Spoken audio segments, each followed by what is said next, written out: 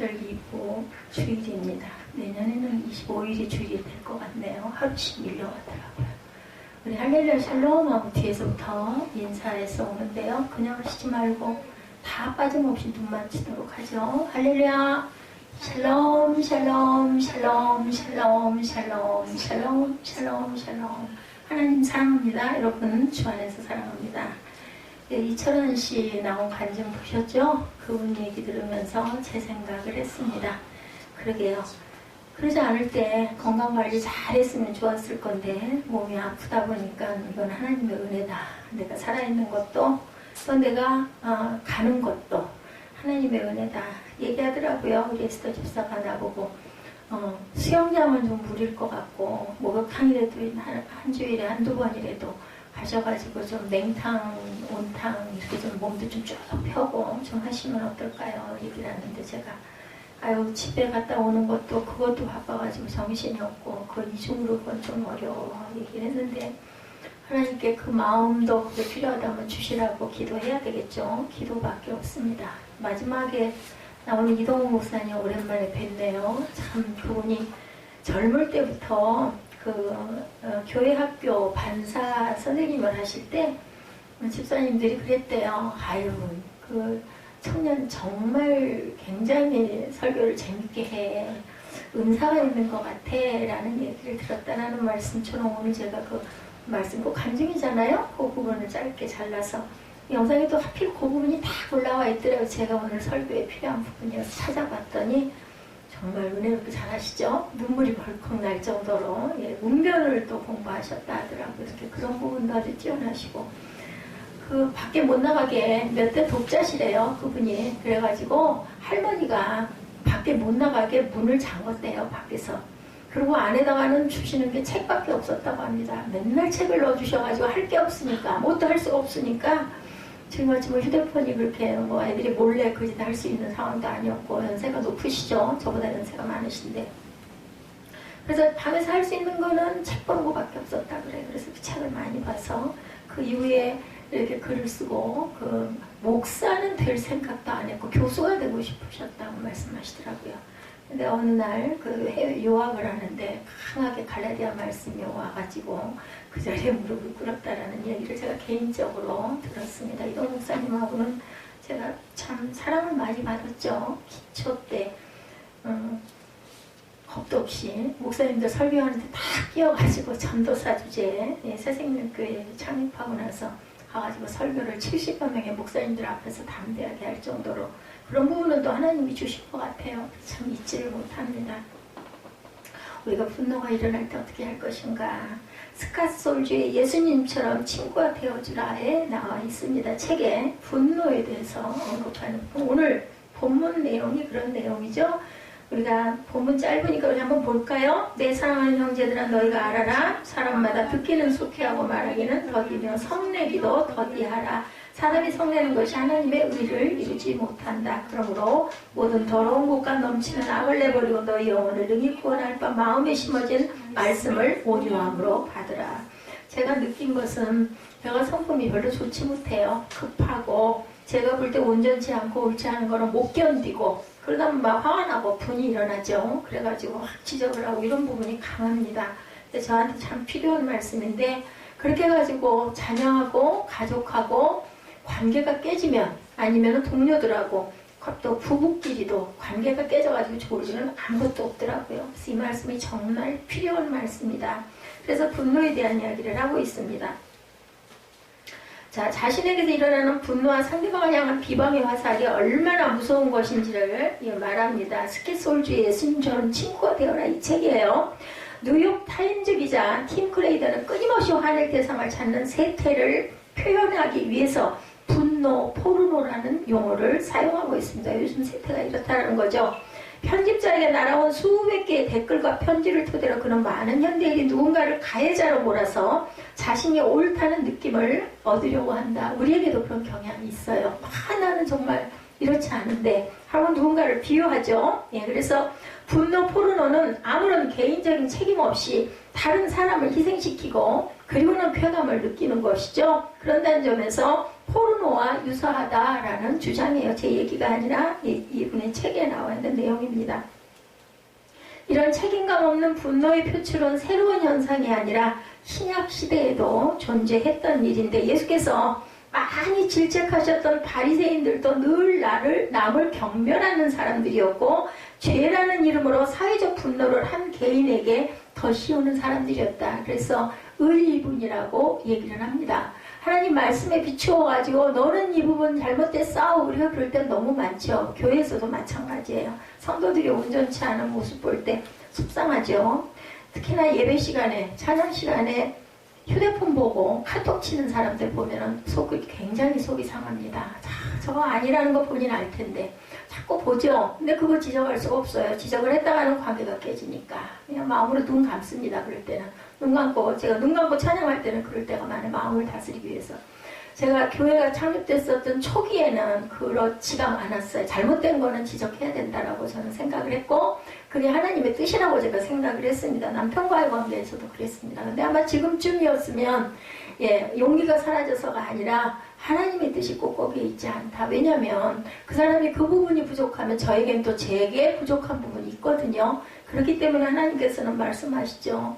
형제를 용서하고 사랑하라고. 그래도 사랑하라고. 죄는 미워하되 사람은 미워해서는 안 되는 건데, 우리는 화가 날 때는 그 사람이 밉잖아요. 아들이 말 안 듣고 거짓말하고 살살 속이고 하라는 대로 하지 않고 말대답하고 그리고 눈 이쁘게 안 뜨고 그럼 막 밉잖아요. 미우면 그 하는 짓이 미운 게 아니라 걔가 미워요. 솔직히. 그죠? 근데 그러면 안 된대요. 사랑하래요. 그래도 사랑하래요. 왜냐하면 하나님이 우리를 그러시니까. 예수님이 지금도 나를 그러시니까 제가 뭐 온전하겠어요. 예수님 보시기에 제가 온전하겠느냐고요. 아침에도 제가 일부 시간에도 울 뻔했지만 하나님이 왜 저를 세우셨냐고요. 우리가 알았으니까 여기 성전이 이전을 해서 우리도 참 발이 안 떨어졌어요. 정말 새생명교회에 은혜가 있었죠. 기도가 쌓였던 그러한 터입니다. 또 그곳에서 강단이 보였었죠. 1년 반이나 보여가지고 누구에게 여기를 내드려야 되나 하는 기도를 했다고 제가 9시 예배에서도 그 얘기를 했습니다. 그런데 하나님이 직접 말씀하세요. 그거 가지고 계속 기도했더니 여러분, 저나 여러분이나 누구나 우리 중등부 학생들도 뭔가 소원이 있으면 한번 끊임없이 기도해보세요. 어떻게 하라고요? 찾고 찾으라고, 구하고 구하라고. 그러면 내가 응답하리라고 말씀하셨어요. 제가 못 깨달으니까 직접 말씀하시더라고요. 너는 목사가 될 것이다. 교회를 신학생이 지난번에도 저 아침에도 얘기를 했지만 우리 기회 신학생들이 제일 많았었어요. 영산에서.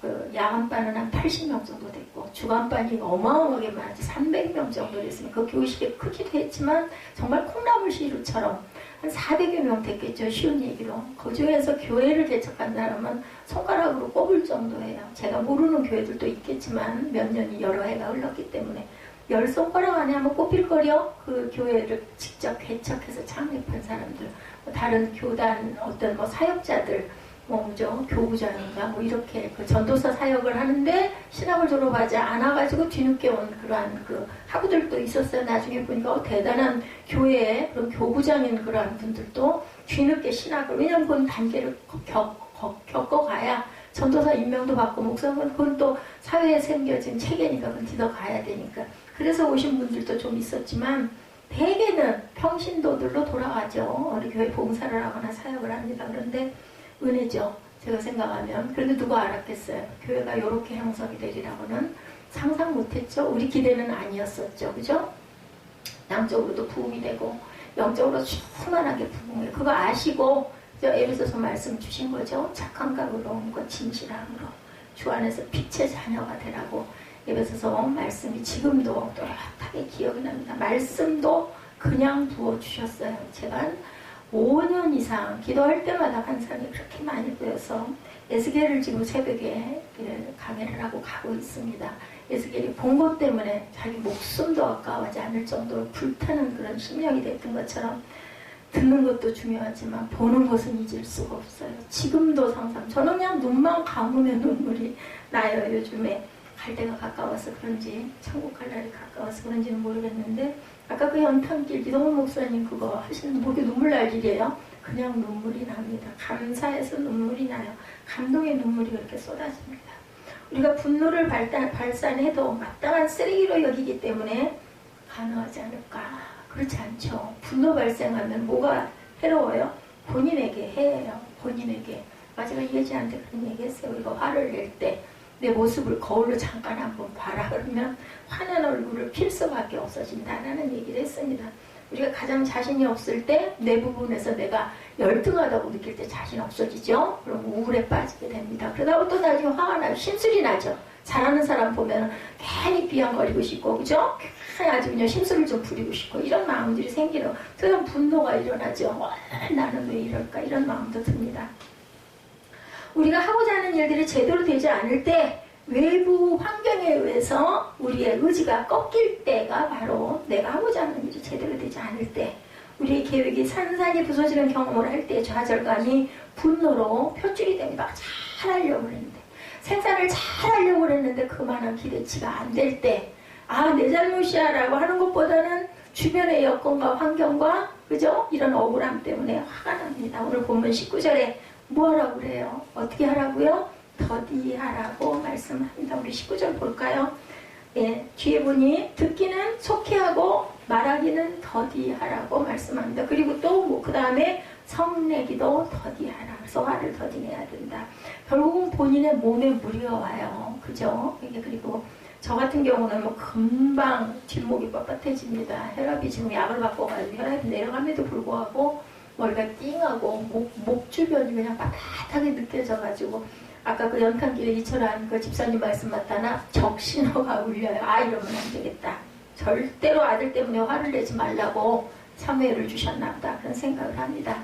반대로 말하면 분노가 서두름과 관계가 있는 말이 될 수도 있습니다. 성격이 급한 사람들이 화를 더 잘 내죠. 제가 전날 아들에게 그 얘기 했어요. 지금 만약에 너 얘기하면 난 절대로 그거 안 할 거야. 제가 의아해 하면서 뭐를 안 할 건데 하고 물어보는데 그냥 대답을 하고 싶지가 않았어요. 요즘에 아주 최악인 것 같아요. 나와버렸어요. 만약에 알았다면, 우리 아들이 저렇게 자라가지고 저렇게 반대로 갈 줄 알았다면 제가 저 아들을 낳겠어요? 안 낳죠. 가슴으로 낳든 배로 낳든, 그죠? 그거 알았으면 나 그거 안 할래요 얘기했을 것 같아요. 근데 우리는 모른다는 거죠. 분노는 서두름과 관계가 있습니다. 이번 시리즈 말씀을 제가 이렇게 쭉 지금 요즘에 준비하죠. 죄를 이기는 능력, 그리고 절망에서 일어나는 능력, 어떤 능력들인가를 지금 제가 7월 이후로 그 중요한 절기를 빼고는 계속해서 지금 가고 있습니다. 실제로 분노의 문제를 이기기 위한 성도들의 간증, 묵상, 그래서 제가 그 영상도 찾아본 거고, 그리고 또 예화 부분도 제가 오늘은 무슨 부분? 분노다 하는 그 부분을 제가 집중을 해서 봅니다. 거기에 나와 있는 한 성도는 분노에 대해서 이렇게 표현하고 있더라고요. 사춘기 시절을 지나는 아들에 대한 분노. 제가 아들이 있다 보니까 이걸 집중해서 봤습니다. 저랑 똑같더라고요. 엄마의 눈에 게으르고, 그죠? 거칠고, 존중하지 못하는 마음에 화가 나죠. 저 아들은 나를 무시해. 저 녀석은 내가 무슨 말을 해도 이제 겁을 안 내. 겁날 게 없어. 그죠? 이런 생각을 합니다. 뭐 화가 나죠. 내가 노력한 모든 것이 정말 아무 소용이 없구나. 밥을 열심히 만들어줘요. 비벼서 줘요. 근데 그 밥이 그 정성과 사랑으로 보면 제가 생각할 때 이건 뭐 어떤 대단한 비싼 어떤 밥보다도 더, 그죠? 그냥 늘 걸 골고루 다 넣어서. 왜냐면은 그 혼자 먹을 때 반찬을 예를 들어 옆에 있으면서 챙겨준다 해도 그것도 골고루 안 먹거든요. 김치도 먹으라고 맨날 내줘도 김치도 안 먹으니까 과일까지 넣어가지고 그 영양밥을 만들어 줍니다. 아주 허리가 무너지려고 그러죠. 몸이 제가 정상이 아니다 보니까 아주 몸을 의지를 하지 않으면 뭐라 할 수가 없으니까. 그렇게 해서 만들어줘도 어제는 가지고 갔던 그 도시락 싸줬던 그릇을 좀 챙겨와라 했더니 도시락을 닦지도 않고 갖고 왔더라고요. 이제는 아주 최악인 것 같아. 그렇지는 않았거든요. 그래도 닦아놨었는데 내가 간다 그러면 밀어놨다고 그래도 그날은 닦아서 엎어놓거든요. 근데 이제는 아예 어제 그걸 그대로 들고 왔더라고요. 정말 이 녀석은 정말 양심이 없구나라는 생각을 했습니다. 그런데 분노의 이유를 쭉 생각을 해보니 이분의 얘기예요. 아들 둔 분 제가 거기에 나도 그렇습니다. 동의가 돼서 이 부분을 발췌했습니다. 내가 서두르고 있구나라는 깨달음을 받았대요. 그 엄마는 그 아들이 그렇게 거꾸로 가고 말 안 듣고 게을르고, 그리고 내가 무슨 말을 해도 겁도 안 내고 존중하는 마음이 너무 없어서 자식을 기다려주지 못하는 조급한 엄마의 마음, 그러면서 하나님께서 나를 보실 때 어떨까 이런 생각을 했다고. 이분 뭐 간증하시는 분들이니까 다 믿음이 있는 분들 아니겠습니까? 하나님의 진노를 나는 그러면 면할 수 있을까? 내가 아들에게 화를 내고 아들 때문에 실망하고 절망하고 내다 버리고 싶고 솔직히 그 마음 안 드는 거 아니야. 아우 포기해. 아유 제가 뭐를 하든지 나 몰라. 그냥 냅둘 거야. 그냥 뭐 생각도 하지 말 거야. 이런 마음 들잖아요. 그런데 이 집사님은 만약에 내가 하나님 보시기에 그럼 어떨까? 내가 아들을 못 기다려준다면 하나님이 나를 못 기다려서 그 화를 내시는 부분을 내가 면할 수가 있을까라는 생각을 했다고 합니다. 그러다 보니까 감사한 마음도 들고 두려운 마음도 들었다라고 고백을 했더라고요. 보면 19절에 더디하네라는 말씀과 20절에 답이 나와 있죠. 20절은 뭐라 그래요? 사람이 성내는 것이 하나님의 의를 이루지 못한다. 예. 위에 빛의 자녀들이 여러분에게 되라 하시고 정말 힘드시지 않아요? 이렇게 소수의 인원들, 가족이 구성원이 된 인원의 교회를 왜 세웠겠어요? 예수 믿는다고 다 예수 믿으면서 뭐 기도 좀 하고 감동 좀 왔다고 교회가 다 쓰겠어요? 아니에요. 이거는 하나님의 섭리인데. 아니 하나님 근데 요럴려면 뭐하러 교회를 구태여 세우십니까? 예수 잘 믿고 교회 열심히 나가면 되죠. 이런 마음을 제가 안 가져본 적이 없죠. 계속 기도할 때마다 난 도대체 하고 있는 게 뭘까? 이러려면 너무 부끄럽다. 목사로 이렇게 서서 내가 도대체 하는 일이 뭘까? 어깨만 무겁게 해주는 게 아닌가 이런 생각 참 많이 합니다. 근데 하나님의 뜻은 사람의 생각과 모습과 뜻과 보여짐이 다른 거죠. 이 소수의 인원들 속에서 하나님께서 택한 자녀가 하나님의 일을 감당할 자녀가 있기 때문에 네가 해야 할 일은 그거다라고 세우시지 않았을까. 그냥 교회를 나간다면 안 되는 부분이 있는가 보죠. 첫째는 저를 구원하셔야 되겠고 온전하게 은혜를 받아야 되겠고 거기서 난 싹들이 자라야 할 부분이 있어서 하나님의 뜻은 저희가 다 할 수가 없죠. 에스겔처럼 정확하게 깨닫고 예수님처럼 아 나는 죽어서 3일 만에 부활할까요? 라고 제자들에게 알릴 수 있을 만큼 내가 그 다음에 어떻게 될 것이야 까지도 안다면 좋겠는데 하나님이 이 길을 주신 거는 절대로 아무리 수천 번을 뒤집어봐도 내 뜻은 아니었고 하나님이 세우셨고 순종하셨고 예, 그때 제가 기억이 납니다. 정가을 그 집사님이었었죠. 그때 얘기를 했더니 겁도 없이 어떡하려고 교회를 창립을 하려고. 근데 뭐 저는 두 말도 뒤를 돌아볼 수도 없었어요. 순종해야 된다라는 그 강한 그런 그 사명감이 불탔죠. 그때는 보는 사람마다 지겨워할 정도로 막 간증하게 내 입술이 그저 다칠 수가 없을 정도로 그런 열정을 하나님이 주셨습니다. 지금 같으면 아마 전후사하고 보느라고 그런 용기를 못 냈을 수 있을 것 같은데 하나님의 마음은 절대로 뒤돌아보거나 아니면 계산을 하거나 이게 좋을까 저게 좋을까 어떤 게 나을까 이런 거 절대 못하게 하시죠. 두렵고 감사한 마음이 그 집사님은 그 어머니는 들었다고 합니다. 그래서 성내는 것이 하나님의 의를 이루지 못함이라. 이 부분의 상관관계를 우리가 생각해야 되겠죠. 하나님께서 분노를 참으심으로 우리가 경험하는 것이 하나님의 의라는 말이에요. 우리가 성내는 걸 참는 것. 예, 참 많이 하는 말 가운데 분노 조절 장애. 아까 우리 본 내용에도 나와 있었죠. 예, 제가 동영상 부분에도 뜻대로 되지 않을 때 감정을 조절하지 못하고 어떻게 돼요? 폭발되죠. 이렇게 분노를 조절하지 못하면 결국은 예, 왜 이런 분노의 감정이 생기느냐를 우리가 살펴봐야 되는데 심리학자들은요 이 분노를 내가 불공평한 대우를 받았다고 느꼈을 때 내 마음속에서 일어나는 정서적인 반응이라고 정의를 했더라고요. 그런데 이런 감정이 지극히 자기중심적이죠. 그래요. 사람은 누구나 내 중심으로 생각을 합니다. 나는 이러이러하게 이렇게 열심히 정말 이렇게 죽을 정도로 힘들게 이렇게 했는데 결국은 뭐야 이걸 왜 내가 다 떠맡아야 돼 이런 마음 다 듭니다. 이런 정서적인 반응은 언제 일어나는가? 첫째, 불의와 모욕감을 느꼈을 때 사람은 분노합니다. 사람들은 자존심이 상처를 받았을 때 내 자신의 자존심이 상처를 받았을 때 나에 대한 험담이나 부당한 말을 하는 것을 들을 때 무시당했을 때 그랬을 때 자존감이 위협을 받아서 화가 납니다. 두 번째, 우리의 소원이나 기대가 좌절되었을 때 내가 원했던 것만큼의 기대치가 미치지 못했을 때 분노합니다. 자신에 대하여 실망할 때 화가 나기도 합니다. 일을 제 시간에 끝내지 못했을 때 아니면 또 저도 많이 경험했어요. 옛날에 주일에 예배를 가야 된다 아주 멀었죠. 안산까지 다닐 때 길이 그렇게 막혀요. 일찍 나왔는데도 불구하고 보면 사도신경 할 때 걸려가지고 주기도송 할 때 걸려가지고 교회 문을 못 들어가고 밖에서 기다리고 있을 때 너무너무 부끄럽죠. 하나님의 영광을 가렸다. 근데 온 시간이 1시간 반을 달려왔는데도 늦은 거예요. 이럴 때 이제 스트레스를 받습니다. 물가가 오를 때를 비롯해서 상대방에 대한 기대가 좌절되었을 때도 스트레스를 받습니다. 기대치가 있어야 화를 낸다고 하죠. 상대에 대해서. 세 번째로 분노는 어느 정도 학습이 되는 반응이라는 겁니다. 그래서 잠언 22장 24, 5절에 말씀합니다. 찾으실 수 있는 분은 찾아보시기 바랍니다. 잠언 22장 24, 5절입니다. 노를 품는 자와 사귀지 말며 울분한 자와 동행하지 말지니 그의 행위를 본받아 내 영혼을 올무에 빠뜨릴까 두렵다. 분노는 전염병과 같아서 전염되고 늘 불평만 하고 짜증이 나 있는 사람 곁에 있으면 또 다른 분노와 적개심을 느끼게 된다. 그래서 우리가 긍정적인 마인드를 가진 사람들과 가까이 지내야 된다. 잠언 22장 24, 5절입니다. 나중에라도 꼭 묵상해 보시기 바랍니다.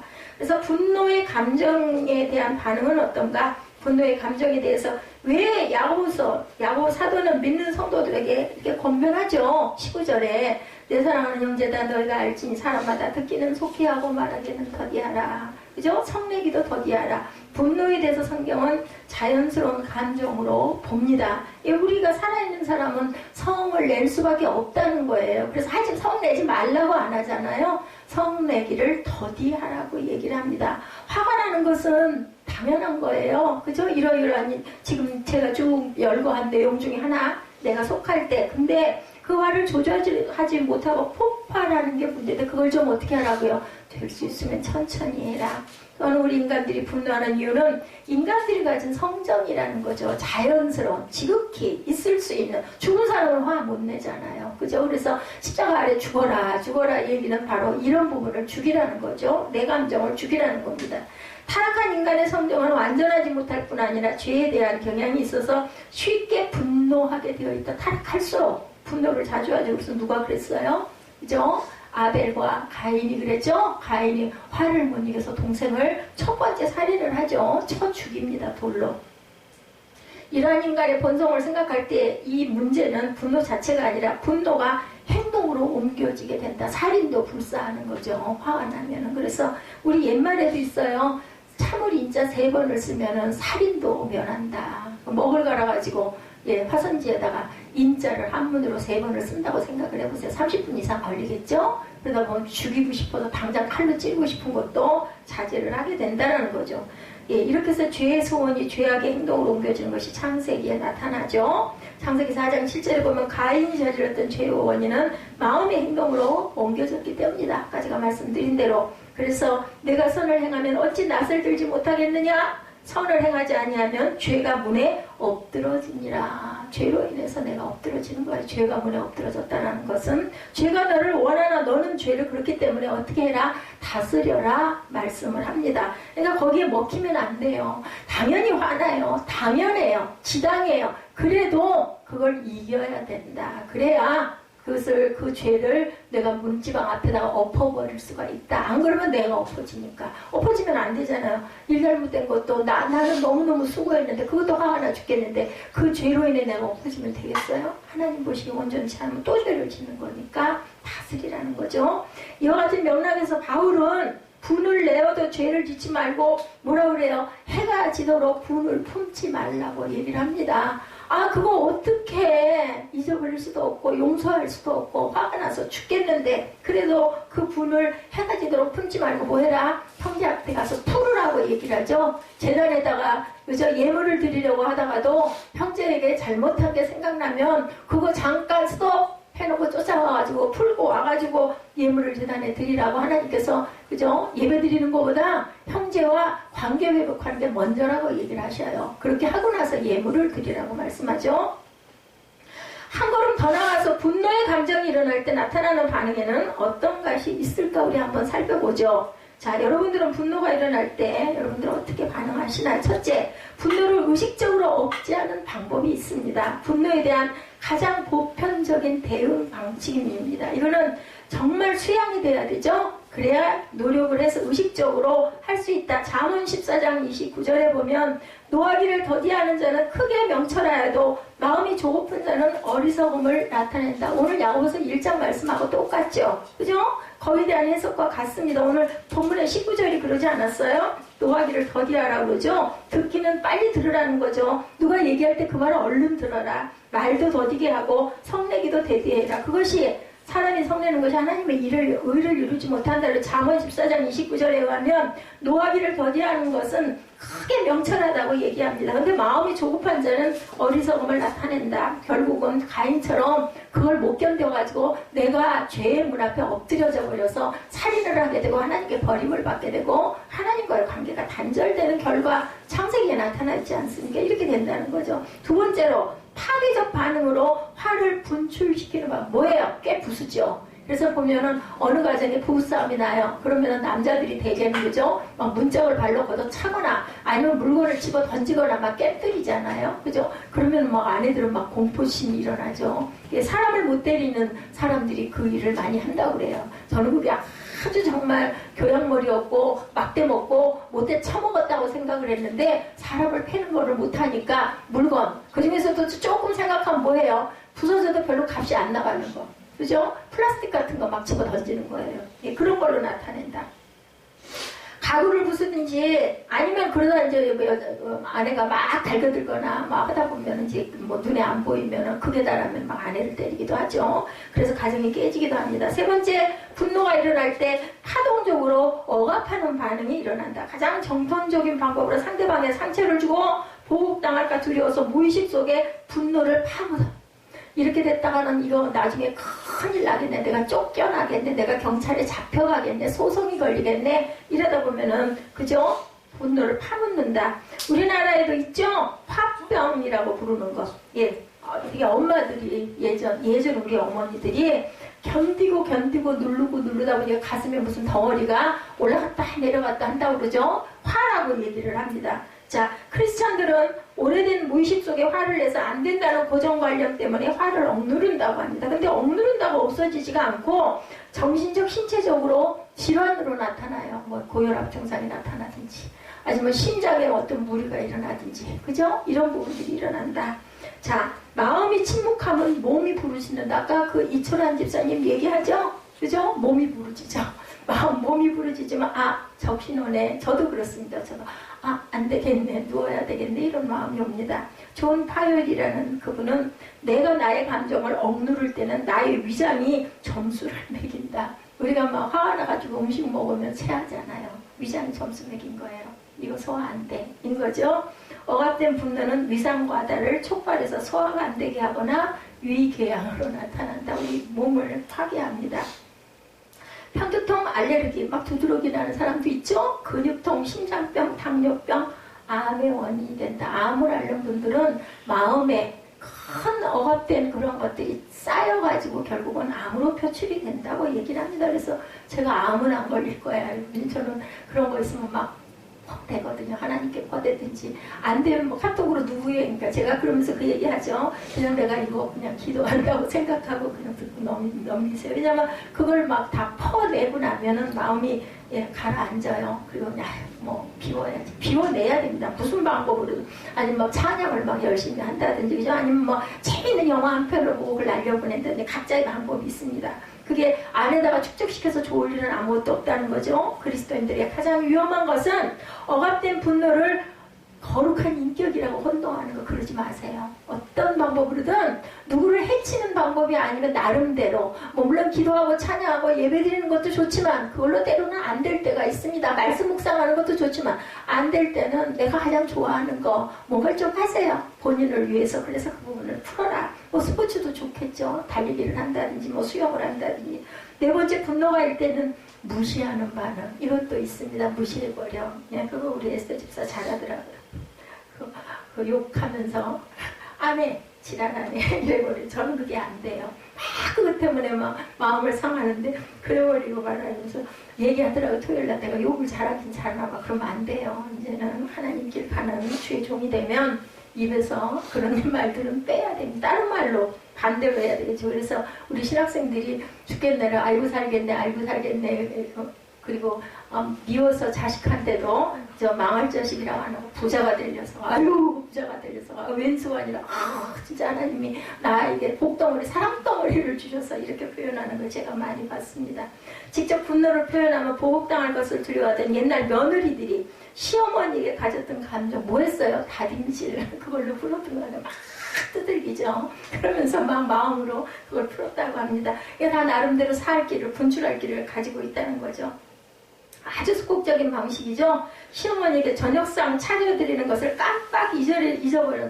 아이고 어머니 깜빡 잊어버렸어요. 이렇게 실제는 알면서 미워가지고 저녁상 안 차려주면서 남편에게 화난 아내는 실수의 이름으로 밥을 태워서 탄냄새가 나게 해가지고 아이고 깜빡하다가 밥이 탔어 어떡해 죄송해요 하고 밥상 내미는 거. 배가 고픈데 뭐 탔어도 먹어야 되잖아요. 안아픔을 하는 거예요. 이거 조금 한 단계 더 가서죠. 문제는 말로 표현하지 않고 간직한 분노가 원하는 감정, 복수심, 한으로 발전한다라는 얘기죠. 그래서 뭐 여인이 한을 품으면 온유오래도 서리가 낸다는 말도 있습니다. 우리나라 말. 심리학자 로저 바레트의 말을 인용하면 이렇습니다. 원하는 표현되지 않은 분노의 축적이다. 원하는 인간관계와 개인적인 안녕에 있어서 가장 파괴적인 감정이라고 이렇게 얘기하면 심리학자 얘기입니다. 일부 우울증 환자들을 주변에 사람들을 괴롭히는 수단으로 우울증에 빠지기도 하고 늘 아프다고 앓는 소리를 내기도 합니다. 당신이 나에게 주의와 정성을 기울여 주지 않으면 나는 이렇게 우울해. 이렇게 된다는 거죠. 아내들이 남편에게 잘 그럴 것 같아요. 자포자기해서 어떤 일을 저지를지도 모른다고 협박 비슷하게 얘기를 하는 거죠. 이것은 일종의 심리학적인 협박이라고 합니다. 올바르게 분노를 다스리는 방법은 그럼 과연 어떤 것들이 있을까? 21절이죠. 야고보가 말하죠. 그러므로 어떻게 하라고요? 모든 더러운 것과 넘치는 악을 내버리고 너희 영혼을 능히 구원할 바 마음에 심어진 말씀을 온유함으로 받으라. 말씀을 온유함으로. 우리를 살리는 것은 하나님의 말씀이에요. 중요한 거는 다들 그러면 얼마나 좋겠어요. 말씀의 은혜를 못 받은 분들은 아무런 도움이 안 되는 게 문제입니다. 말씀을 온유함으로 받으면 그 악을 내어버릴 수가 있고 그 내어버리는 방법이 하나님께서 우리를 구원하기 위해서 마음에 심어진 말씀을 온유함으로 받는 건데 그게 그렇게 되면 얼마나 좋겠습니까? 여기서 온유함으로 받으라는 말씀 우리가 한번 묵상해 봅니다. 온유함이란 성내지 않은 것이고 급하게 굴지 않는 거겠죠. 단순히 마음을 진정시키는 것이 아니라 성령의 인도하심을 구하는 기도의 시간이다. 그래서 NIV 성경에서 온유함을 험불리라고 표현하고 있는데 겸손하게 엎드려 하나님의 말씀을 구하라는 것입니다. 스캇솔주의 예수님처럼 친구가 되어주라 이 책에 보면 자신에게 영향을 주었던 팀 켈러 목사님의 설교를 인용하는데 아주 적절한 반응이 왔었습니다. 첫째, 아무리 과장되고 부당한 공격이라 할지라도 거기에 일말의 진실이 있는지 살펴봐야 한다. 따라서 비난이 부분적으로 심지어 대부분 잘못되었다 하더라도 혹시 정말로 잘못한 점이 있는지 스스로를 돌아볼 줄 알아야 된다. 다 아니어도 거기 조금이라도 내가 잘못한 건 혹시 없나를 돌아보라는 거죠. 자신도 모르게 신중하지 못한 행동이나 말을 했을 수도 있죠. 비판이 부분적으로 옳다 해도 그 의도는 옳지 않다. 이런 부분은 혹시 없었나. 그렇지만 그렇다 하더라도 주님 앞에서 잘못을 돌아보고 회개하라. 그래서 겸손해지라는 거죠. 그렇게 되면 비판은 받아들일 수 없다 해도 비판으로부터 배우고 비판자를 향한 정중한 태도를 잃지 않을 수가 있다. 직장에서의 상사와의 관계에 이런 부분이 있을 것 같습니다. 당신을 전혀 모르는 사람의 비판, 온라인상에서 자주 일어나죠. 댓글로 인해서 부당하고 황당할 수가 있다. 그걸로 인한 스트레스로, 그걸로 인한 또 이어진 마지막 부분은 자살로도 이어진다고 그래요. 이런 부분들에 굉장한 스트레스로 유명인들을 받는다고 그러죠. 실제로 내 입장에 대한 비판을 받는 경우도 많지만 상관이 없는 입장에서 비판받을 때 얼마나 억울하겠어요. 그럴 때는 비판자들끼를 비웃기보다는 웃겨 이렇게 쏘아붙이고 싶은 거죠. 그러지 말고 상대방은 비판의 일말에 진실조차 없다 해도 속으로 비웃지 말고 그것을 계기로 자신이 과거에 저질렀던 실수와 어리석은 행동을 다시금 기억해봐라. 예, 저는 그렇습니다. 아무리 아이가 하는 얘기라도 그 얘기 속에 혹시 이걸 한번 돌아볼 줄 알아야 된다. 제가 이름이 하나 더 붙었어요. 제가 요즘에 약간의 스트레스를 받는 부분이긴 하는데 이제는 65세가 됐다라고 어르신이 됐다고 하더라고요. 누군가가. 그래서 노약자석이 있다면서요. 그 지하철에도 있고 버스에도 있고 거기는 아주 치열한 경쟁이 있다고 합니다. 그래서 어르신들이 앉는 자리인데 이제 어르신에 속한 사람이 또 하나 우리 집안에도 나왔네 이런 이야기를 들었어요. 마음은 전혀 그렇지가 않은데 몸이 그렇고 또한 세상에서 정해놓은 어떤 우리나라 법이죠. 법 속에 내가 거기에 해당이 됐구나라는 생각이 기쁘지만은 않아요. 그죠? 예, 보호 차원이기도 하지만 이제는 정말 노약자가 됐구나 하는 생각을 합니다. 이러한 실수와 어리석은 행동을 우리가 한번 돌아보고 생각해 볼 줄 알아야 된다. 두 번째, 비판자가 은혜 안에서 성장하게 해달라고 그 사람을 위해서 기도해라. 나를 비판한, 나를 제대로 모르고 나는 정말 그렇지 않은데 누군가가 나를 말도 안 되는 소리로 억울하게 비판했다 하더라도 그 사람이 그렇게 되지 않도록 해달라고 우리가 기도하자는 거죠. 교회에서 일어나는 많은 말과 소문 아주 저희 교회는 아무것도 저희 교회는 낙원이에요. 낙원. 아주 교회 규모가 커지면 커질수록 대단하다고 합니다. 우리가 상상할 수도 없는 그러한 말과 소문이 어떤 개인에 대한 공격이 대단하다고 해요. 왜 교회가 왜 그럴까? 우리 생각에는 교회는 거룩한 곳이고 예배드리는 곳이고 그죠? 천사들만 있을 것 같은 그곳이 사람들이 그렇게 많이 점점 숫자가 많아지다 보니 점점점 그런 부분이 커져가지고 목회자님들이 아주 고생을 많이 하신다고 합니다. 이제 우리에게 중요한 것은 그럴 때 개개인들이 받는 상처 얼마나 많겠어요. 그걸 어떻게 다 싸매주겠어요. 그럴 때 우리는 스스로 겸손해질 필요가 있고 겸손하게 한편으로는 받아들일 줄도 알아야 된다. 분노가 자연스러운 인간의 감정이라면 감정의 지배를 받을 때 분노하죠. 당연하다고 성경은 얘기를 합니다. 성경은 우리가 본능과 감정의 지배를 받으라고 말씀하는 것이 아니라 성령의 지배 아래 있어라. 분이 나더라도. 그러니까 더디게 해라. 더디게 하는 그 기간 동안 뭐 해라? 묵상하고 기도해라 라는 말씀이 오늘 말씀입니다. 에베소서 5장 18절이죠. 성령의 충만함을 받으라 이렇게 말씀하고 있습니다. 오늘 우리가 다시 성령 충만의 의미를 생각해 봐야 됩니다. 우리는 자꾸 성령을 받는다고 생각하지만 내가 가진 것을 내려놓으려고는 하지 않는다. 성령 충만 다 좋아해요. 다 좋아하면서 그러기 위해서 내 분을 내려놓는 거는 하기가 싫어요. 그리고 이게 어떻게 기적적으로 그 사람이 혼이 나거나 그 사람이 깨닫거나 그래가지고 내가 참 이겼으면 좋겠다. 아까 이철환 집사님 말씀 들어봤죠? 하나님께서 내가 원하는 걸 주시는 게 아니라 나에게 필요한 걸 주신다. 저는 동의하고 아주 공감합니다. 하나님께서는 기가 막히게 제게 필요한 것을 아시고 몸은 나을 수가 없어요. 내가 몸을 건강 관리를 잘 안 했기 때문에 부러진 허리를 내려앉은 허리를 세워서 제 키를 도로 10cm가 커지게 해주시지는 않지만 제가 필요한 최소한의 것들을 꼭 할 수 있도록 환경을 조성해 주시는 게 너무너무 감사합니다.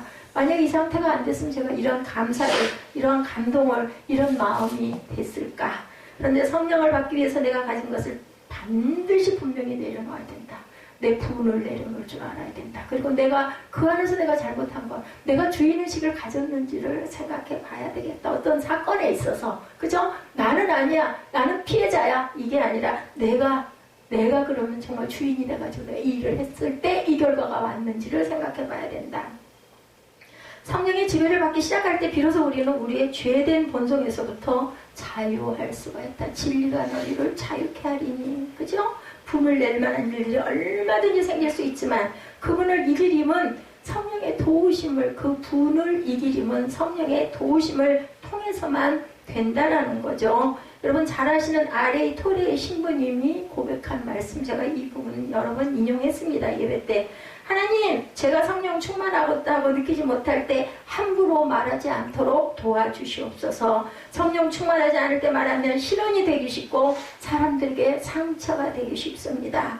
하나님 제가 성령 충만하지 않을 때 인생의 중요한 결정을 하지 않게 도와주시옵소서. 성령 충만하지 않으면 저의 결정이 잘못될 가능성이 많기 때문입니다. 이분은 일어나서 제일 먼저 이 기도를 하신다고 합니다. 그래서 아침에 자기 마음에 성령의 감동이 충만하다고 여겨지지 않을 때는 어떤 결정도 어떤 입도 떼지를 않으셨다고 그래요. 성령이 어떤 일을 하시는지 성령의 기능에 우리가 주목을 해야 되는데 요한복음 14장 26절에서 말씀하고 있죠. 우리 찾아볼까요? 요한복음 14장 26절입니다.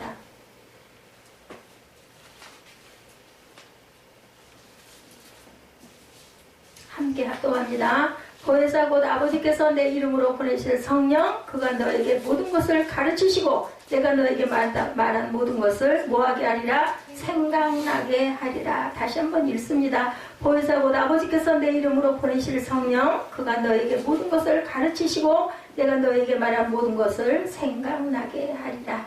성령께서 우리가 분을 내야 할 일인지 아닌지를 깨닫게 하시고 지침을 주신다라는 거예요. 예, 맞습니다. 기도하면 분이 나고 눈물이 나고 억울하고 해가지고 기도하면 성령께서는 분명하게 우리에게 깨닫게 알게 합니다. 자, 옛날 신문에 이런 기사가 실린 적이 있었다고 그래요. 어느 신학생이 도둑질을 하다가 걸렸어요. 우리가 생각해보면 말도 안 되죠. 신학교 간 신학생이 도둑질을 했다라는 거 말도 안 돼요. 근데 이런 사건들이 너무너무 많은 거예요. 경찰이 이 사람을 잡아서 조사를 하는 중에 그 사람이 신학생이라는 신분이 밝혀지고 왜 신학생이 도둑질하게 되었는지를 묻게 됐다고 그래요. 이 신학생은 아주 어려운 사정에 처해 있는 사람이었고 그때 신학생은 돈을 보자마자 나머지는 아무것도 생각이 나지 않고 단지 돈을 훔쳐야 되겠다는 생각밖에 안 났다라고 이렇게 고백을 했다고 합니다. 자, 삶의 위기의 순간이 코앞에 탁탁 친 거예요. 야, 여러분들 아시죠? 장발장 뻥 하나 먹었다가 그죠? 감옥에 갇히는 사건. 결정적으로 나를 화나게 하는 순간에 우리가 성령의 지배를 받지 못한다면 우리는 그리스도인이라고 할 수가 없다. 우리가 성령 충만해서 성령의 지배를 받기 시작할 때 비로소 분노를 제어하는 방법을 배우게 된다는 거죠. 결정적인 순간에 아무것도 생각나지 않은 순간 우리가 어떤 것에 지배를 받아야 할까? 성령 세례는 우리 삶에 한 번이면 족하다고 해요. 그런데 성령의 충만은 매일매일 삶 속에서 이어져야 된다. 이 신학생이 뭐가 부족했어요? 성령 충만이 부족했어요. 그러다 보니까 돈이 너무너무 필요하니까 돈을 보자마자 아무 생각도 안 난 거죠. 아유, 하나님 이거 어떻게 해요? 그게 아니라 무조건 저거 훔쳐야겠다 생각이 든 거는 여기에 증거예요. 성령의 충만함이란 그러므로 매일매일의 삶 속에서 하나님의 음성을 듣는 훈련을 해야 된다. 그래서 어떤 집사님이 나중에 전도사님 되신 분 그 간증을 제가 들어보니, 그죠? 이분이 막 이혼하게 되고 남편이 빚을 잔뜩 지고 도망가고 아주 딸 하나를 데리고 죽을 지경이 되어 있을 때 교회 가가지고 은혜 받아서 한 행동이 운전을 하면서 혼자 운전을 하죠. 하면서 옆자리에 성령님 여기 앉으세요. 저랑 같이 가세요. 성령님 제가 어디를 가요? 성령님 이거 어떻게 할까요? 항상 얘기를 해야 돼. 아무도 없어요. 근데 입술로 얘기를 했다는 성령님 이거 어떻게 할까요? 성령님 이럴 때 저는 어떻게 해야 돼요? 항상 그분을 모시고 다녔다. 결국은 그래서 목사님의 귀한 사모가 돼서 사역을 잘하고 계십니다. 이렇게 성령 충만을 항상 재충만을 해야 되는데 그것이 방법이 있다는 거예요. 나름대로 각자의 방법이 조금 다를 수는 있지만 기도를 통해서 찬양을 통해서 간증을 통해서 말씀을 묵상함을 통해서 아니면 예배를 통해서 아니면 어떠한 그런 귀한 큐티 나눔이나 이런 걸 통해서 우리는 매일매일 성령의 재충만을 받아야 된다. 때도 하나님의 음성을 듣기 위하여 묵상하는 삶을 우리는 이런 여러 가지 방법으로 살아야 된다. 우리가 감정을 조절할 수 없을 때 성령의 도우심을 받기 위해서 타임아웃을 외치는 훈련을 해야 된다는 거죠. 자, 목회 상담을 하는 분들이 제안하는 것 중에 하나입니다. 분노를 조절하는 기술로 알려지는 중간 휴식이 타임아웃이에요. 타임아웃. 예, 이렇게 불려진다고 합니다. 잠시 진정하고 나의 처신에 대한 결과를 고려해 보는 것. 그렇게 함으로 무분별한 대응을 피한다는 거예요. 내가 어떤 나쁜 아니면은 경솔한 결정할 것을 피하고 잠깐 우리 선조들이 아주 지혜롭게 차물인자 세게 쓰는 그 순간을 얘기하는 것 아닐까. 오늘 19절에 성내기를 더디하라는 충고, 이 비유는 20절 말씀 때문이죠. 성내는 것이 하나님의 의를 이루지 못하니까 너희들이 성을 내되 더디게 내라. 성을 낼 일은 당연하다라는 거예요. 그럴 수 있다.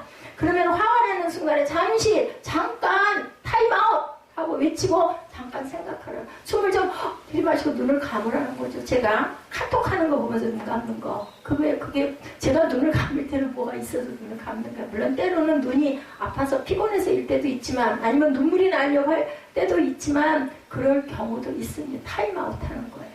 타임아웃. 아니면 본인이 좀 깨닫기를 바래서 일 때도 있습니다. 시편 37편 우리가 아주 사랑하는 본문입니다. 우리 잠깐 그거 한번 읽어볼까요? 37편 7절에서 9절, 22절에서 24절까지 시편 37편 찾아서 함께 고백해봅니다. 시편 37편 7절입니다. 야훼 앞에 잠잠하고 참아 기다리라. 자기 길이 형통하며 악한 길을 이루는 자 때문에 불평하지 말지어다. 분을 그치고 노를 버리며 불평하지 말라. 오히려 악을 만들 뿐이라. 진실로 악을 행하는 자들은 끊어질 것이나 야훼를 소망하는 자들은 땅을 차지하리로다. 22절입니다. 주의 복을 받는 자들은 땅을 차지하고 주의 저주를 받는 자들은 끊어지리로다. 야훼께서 사람의 걸음을 정하시고 그의 길을 기뻐하시나니 그는 어머지나 아주 엎드러지지 아니하면 야훼께서 그의 손으로 붙드심이로다. 아니 우리가 어떤 억울한 경우를 당해가지고 그저 너무 속상한데 그 분을 못 참아가지고 엎드러져 버리면, 넘어져 버리면 더 속상하잖아. 이중으로, 그죠? 이중으로 손해를 보는 거니 그렇게 해서는 안 되는 거죠. 분을 절대로 그렇게 아무렇게나 발산하지 않아야 된다는 거. 어렵죠. 당연히 억울하죠. 아니 누구도 화가 나죠. 그럴 때 우리는 크리스찬이기 때문에 하나님께서 하나님의 의를 이루지 못한다고 했으니까 잠깐 참고 그저 나름대로의 방법으로 분을 이겨야 된다라는 겁니다. 부부싸움을 심하게 하는 어떤 부부가 정신과 의사를 찾아갔답니다. 의사가 자초지종을 듣고는 노란 물약이든 큰 통을 하나 가지고 와가지고는 만약 화가 치솟거든 이 물약을 3숟가락씩 꼭 드십시오. 한 숟가락 들고 한 숟가락 입에 넣고 1분 머금었다가 삼키고, 한 숟가락 입에 넣고 1분 머금었다가 삼키고, 이걸 꼭 3모금씩 3번 3숟가락씩 먹으라고 부부에게 줬어요. 반드시 근데 한 번 먹고 1분을 입안에다 넣었다가 삼키는 게 필요합니다. 얘기를 합니다. 부부는 의사 말한 대로 화가 나면 물약을 마셨어요. 물약을 먹고 3분이 지나니까 신기하게 마음이 가라앉더라는 거죠. 그리고 얼마 후에 약이 떨어졌어요. 얼마나 열심히들 먹었으면 그 큰 통으로 준 약을 둘이 얼마나 퍼먹었으면 문제가 많은 부부였겠죠. 그러니까 병원까지 찾아왔겠죠. 약이 떨어져가지고 의사에게 다시 가가지고 의사 선생님 약 좀 다시 주셔야겠어요. 다 먹었습니다. 그 바람에 그 약을 먹고 분을 많이 가라앉혔습니다. 했더니 의사가 뭐라고 대답할게요?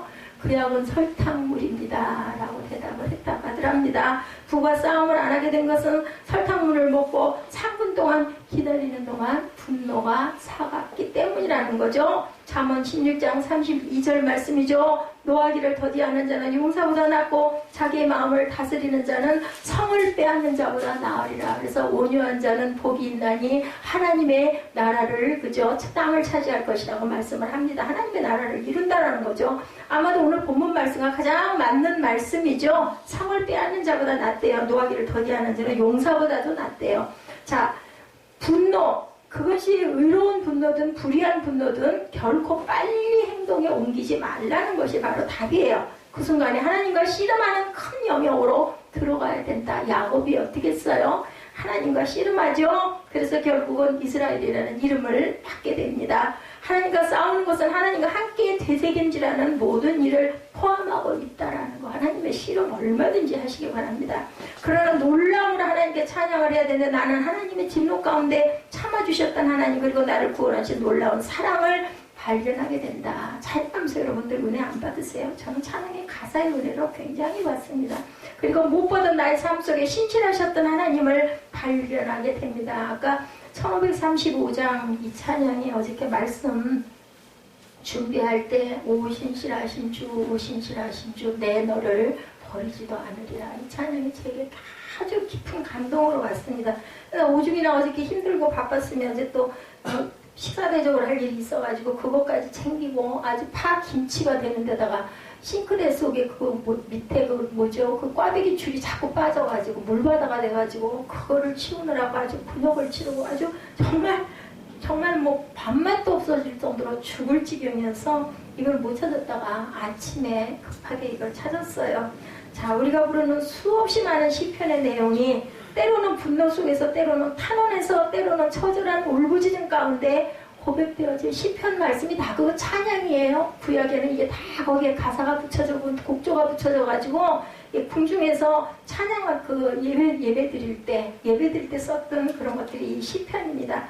평생을 함께 싸웠던 부하들이 등을 돌리고 오히려 다윗을 저주하죠. 다윗이 아들 압살롬에게 쫓겨서 궁에서 쫓겨나 아들이 반역을 일으켜가지고 궁전에서 신발도 못 신고 맨발로 도망가는 그런 상황이 있어요. 열왕기상에 보면은 다윗은 하나님을 찬양했다고 그래요. 그 상황에도 현재 자신이 어떠한 모습으로 있든지 누가 나를 어렵게 하든지 사울왕이 자신을 그렇게 죽이려고 했었던 그때도 보호하셨던 하나님께서 분명히 나를 또 보호하실 거라는 걸 확실하게 믿다. 오, 신실하신 주예요. 그죠? 자, 이제 우리는 이런 선택의 갈림길에 매일매일 2018년에도 그런 날들을 접하실 것입니다. 절대로 평탄하고 절대로 문제가 없고 절대로 좋은 날만 있지 않아요. 똑같이 그런 날들은 다가옵니다. 우리의 분노 가운데 죄의 소원을 따라서 죄악을 저지를 것인지, 아니면 분노는 우리의 본성이긴 하지만 야합에 참참하게 묵상하면서 내가 모든 신원을 들으시는 하나님께 내가 고백할 것인지, 선택은 누가? 저와 여러분의 몫입니다. 다른 반대의 의미일지 모르지만 내가 그리스도인이라면 분노 가운데 찬양해야 될 줄로 믿습니다. 당신이 성령의 인도하심을 받는 사람이라면 분노 가운데 우리의 삶을 가르치시고 인도하시는 보혜사 성령님의 말씀에 귀를 기울이게 될 것입니다. 우리는 이렇게 하나님의 관점으로 살아가야 할 구별된 자녀라는 것. 성령께서 우리의 삶을 인도하실 때 우리가 분노를 이기게 되는 것은 새로운 눈으로, 다른 눈으로 세상을 보기 때문이라는 거죠. 하나님의 관점이 우리의 삶을 지배하기 때문이고, 우리의 마음대로 되지 않은 장애물을 만났을 때 그것을 축복으로 바라보는 다른 눈을 가져야 된다. 장애물 하나를 지날 때마다 하나님께서 우리를 새로운 계획 속으로 이끄신다는 그 확신을 가져야 된다는 거죠. 자, 한옥 목사님의 아멘 다음이 중요하다는 것에 나오는 이야기에 보면요, 하나님께서 택하신 다윗을 이 땅에 알리게 된 결정적인 계기는 누구를 만났기 때문이다? 골리앗을 만났기 때문입니다. 골리앗 없는 다윗은 우리가 알 수가 없고 상상할 수도 없죠. 골프공 혹시 아세요? 저는 잘 모릅니다. 근데 표면이 울퉁불퉁 굴곡이 있다고 하네요. 그 굴곡이 몇 개인지 세어본 사람은 없다고 합니다. 아마 너무나 많기 때문에 대략 400-500개 정도의 김풀, 그 골이 있다고 합니다. 그런데 처음에 골프공은 매끈매끈했었다고 그래요. 그런데 어느 날 표면이 매끄러운 공보다 굴곡이 있는 공이 쳤을 때 훨씬 더 많이 나갔다고 그래요. 그래서 그것을 발견하고 표면에 있는 딤플이 공기의 저항을 줄여준다는 걸 알았다고 합니다. 우리 인생에 고난과 역경이 있어야, 아까 이철환 집사님이 얘기하죠. 찾아오는 하나님, 만나게 해주시는 하나님. 근데 그것을 잡지 않으면 소용이 없어요. 분노로 그냥 그쳐버리면 그냥 거기서 끝납니다. 예, 베드로와 유다가 다른 점, 가룟 유다가 다른 점 여러분들 아시죠? 깨닫고 알고 회개할 줄 아는 것과 아닌 것의 차이지 그 이상은 아무것도 없습니다. 분노한 상황일 때 하나님의 계획을 생각하는 저와 여러분이 되시기 바랍니다. 분노를 잠재우는 가장 좋은 방법, 묵상이죠. 묵상이란 우리의 삶에 역사하시는 성령님의 손길을 깨닫기 위한 시간이고, 하나님의 마음을 헤아리기 위해서 우리 속에서 일어나는 감정을 잠시 잠재우는 것이 바로 묵상이죠. 우리 마음에서 들리는 분노의 소리가 아니라 우리 인생을 이끌어가시는 하나님의 손길을 느끼시는 그러한 시간을 가지시는 저와 여러분 되시기 바랍니다. 우리에게 주어진 시간이 새로운 의미로 쓰여지게 됩니다. 올란전에 참전했던 미국 병사 중에 많은 사람이 붙잡혀 포로 생활을 했는데, 포로가 된 상황에 분노하고 분노가 좌절로 바뀌는 순간 아주 참으로 쉽게 수용소에서 다들 죽어간다고 하는데요. 수년 동안 포로 생활을 의미 있게 보낸 소수의 사람들이 있다고 하네요. 기타를 잘 치는 다른 포로에게 막대기에 줄을 매고 기타 치는 법을 배우고 나와서 연주가가 된 사람도 있었고요. 포로로 있는 동안 매일 팔굽혀펴기를 하면서 체력을 유지하다가 자기 나라로 돌아가서 쉬지 않고 4,500번의 팔굽혀펴기의 기록을 세운다는 사람도 나왔고, 공군 대령 조지올은 7년 동안 수용소 생활 동안 나뭇가지 하나를 주어서 골프채라고 생각하고 매일 휘둘렀다고 그래요. 미국에 돌아온 지 일주일 만에 뉴올리언즈 골프 토너멘트에 출전해서 우승하기도 했다고 합니다. 어떤 수용소에서는 다국적 군인들이 함께 있었던 4, 5년을 함께 지내다 보니까 의사소통이 필요해서 말을 배우기 시작을 했대요. 그래서 불어, 한국어, 스페인어, 중국어를 능통하게 구사하게 된 사람도 있었다고 합니다. 누구에게나 분노하고 지루한 시간이 될 수 있는 순간을 뭘로? 창조의 시간으로 바꿨다. 존 버년도 마찬가지예요. 여러분 잘 아시죠?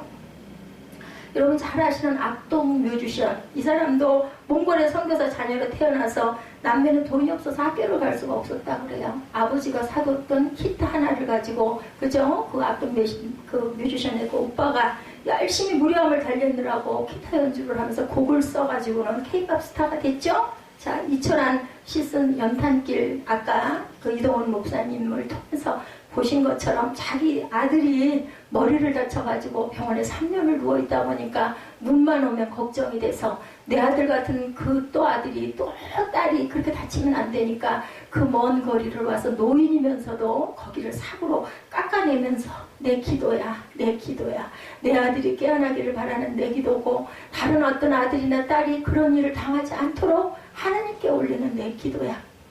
여러분 목이 메이지 않으십니까? 그죠? 우리를 세상에 놔주신 건 나만 잘 살라고 놔주신 게 아니에요. 누군가에게 내가 살아가는 자취를, 영향을, 그죠? 빛을 끼치고 가라고, 깨달으라고 저를 세워놓으시고 설교하게 하시고 여러분이 듣게 하시고 그 듣는 속에서 생명을 발견하시고 새로운 삶을 눈이 바뀌고 생각이 바뀌고, 그죠? 하나님의 나라를 바라볼 줄 아는 세상을 만들라고 저와 여러분을 세워놓으시고 앉혀놓으셨다는 거 저는 갑니다. 얼마가 될지. 제가 이번에 생각을 한 게 크리스마스 선물을 할 상황 지금 아니잖아요. 그냥 섭섭하니까 얘기를 제가 했었죠. 문화상품권 하나씩 해서 섭섭하니까 그거나 전달하고, 우리 예지가 자랑스럽게 고등학교 입학을 좋은 학교에, 원하는 학교에 했으니까 상을 주기도 줘야 되겠지만 교복을 한 벌 해줘야 되겠다. 그러려면 너무너무 여유가 없으니까 예지는 교복하는 걸로 그걸로 끝내고 나머지는 선물을 하지 말고 문화상품권 한 장씩만 나누고 카드나 써서 매달고 이렇게 해야 되겠다고 제가 한 달여 동안 묵상을 하고 막연했죠. 처음에는 그 결정은 했었고, 막연해서 오는데 일주일 동안을 카드를 앞에다 놓고 카드를 쓰는데 카드를 한 자도 쓸 수가 없는 거예요. 저는 하나님이 주신 특성 중에서 내 마음에 오지 않는 걸 하지를 못해요. 그게 좀 융통성이 있어야 되는데, 입술로 해도 그냥 가짜로 해도 할 줄도 좀 알아야 되는데 그걸 저는 못합니다. 근데 어느 날이면 제가 깨달아지는 게, 뭐 카드 요즘에 얼마나 요즘에 문자로, 그죠? 카톡으로 이쁜 문의도 많고, 그죠? 이모티콘도 얼마나 많습니까? 오히려 그게 나을 수도 있죠. 삐뚤빼뚤 글씨 써갖고 준다고 누가 한 번 읽고 그냥 어딘가 놔뒀다 버리게 되지 않습니까? 아, 그렇다. 하나님께 내가 또 그래도 어쨌든 목사인데 하나님께 우리 자매들, 우리 성도들, 우리 자녀들, 그죠? 또 우리 중보기도 하고 있는 아픈 분들을 위해서 하나님께 기도해야 되겠다. 그 마음이 들어가지고 그 기도 글귀를 골라서 마음에 감동이 오는 대로 보니까, 쓰고 나서 보니까 12명이더라고요. 그 기도를 제가 썼습니다. 써서 빨간 봉투가 너무너무 이뻐가지고 매달았어요. 다음부터는, 내년부터는 우리 크리스마스 되기 전주, 주일날, 뭐 주중에 나오시는 거 힘드시니까 주일날 3부 예배를 못 드리더라도 다 같이 모여가지고 카드를 제가 교회에다 사놓을게요. 그렇게 해서 누군가에게 하고 싶은 말, 아니면 축복하고 싶은 그런 구절들, 마음들을 그렇게 증거를 해가지고, 우리 추리도 조금 일찍 하고 11월 마지막 주일쯤 그렇게 해서 추리도 만들고, 이번엔 늦었어요. 12월 첫 주에 했죠. 해서 카드를 좀 이렇게 쭉 꼽아놓으면 뭐 본인들이 본인들 걸 봐도 좋고, 기도잖아요. 기도, 그죠? 기도해서 매달아 놓는 그런 마음을 가져야 되겠다. 그래서 저걸 그냥 눈으로 술을 놓듯이, 제가 또 영어를 좋아하지 않아요? 잘하지도 못하면서. 그래서 그걸 영어 단어를 틀릴까봐 한자 보고 한자 들여다보고 하나씩 쓰는데 삐뚤빼뚤 그래서 술을 넣어가지고 카드는 또 이렇게 작아요. 그래서 그렇게 썼습니다. 하나님께서는 저와 여러분에게 깊은 뜻을 갖고 계세요. 한 영혼이 천하보다 귀하대요. 한 영혼만 살아나도 천하보다 귀한데, 그죠? 여기 있는 영혼이 몇 영혼입니까?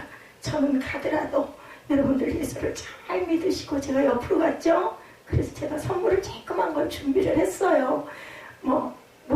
너무 좋은 게 많아가지고 너무 하찮아서 아니면 겹쳐서 안 쓰더라도 내가 몇 번이나 이걸 할 수 있을까? 문화상품권보다는 마음을 드려야 되겠다. 그래서 제가 선물을 주문했어요. 잊지 마시고 하나님 사랑하시는 것밖에, 하나님 사랑하는 것보다 더 큰 은혜와 영광이 없다는 것, 저는 이제 이렇게 늦게 깨달았어요. 여러분들 저보다 아직 20년 이상 젊으시니까 지금이라도 올해라도 내년에라도 깨닫고 하나님 보시기에 온전한 모습으로 하나님 바라보시면서 예배를 기뻐하시면서 그렇게 일상을 성령의 충만함 속에서 살아가시기를 주님의 이름으로 축복합니다.